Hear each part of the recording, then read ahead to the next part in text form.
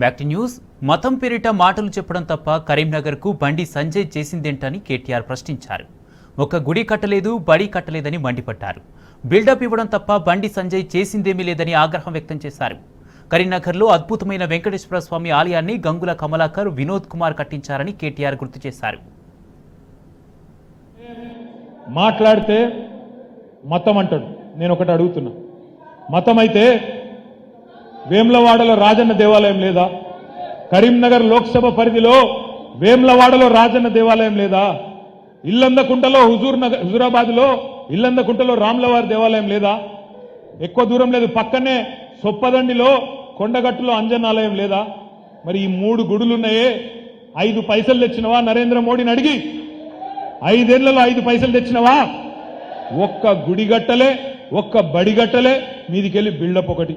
నేను ఇంకొక మాట అడుగుతున్నా, మా గంగుల కమలాకరన్ ఇక్కడనే ఉన్నాడు. గంగుల కమలాకరన్న తిరుమల తిరుపతి దేవస్థానం అక్కడ ఉండే జగన్మోహన్ రెడ్డి గారిని, అక్కడ ఉండే టీటీడీ బోర్డు చైర్మన్ కలిసి ఇవాళ అద్భుతమైన అపురూపమైన వెంకటేశ్వర స్వామి ఆలయాన్ని కట్టించింది మా గంగుల కమలాకర్ గారు, మా వినోద్ కుమార్ గారు కాదా? ఇది వాస్తవం కాదా? అంటే ఇక్కడ హిందూ గానో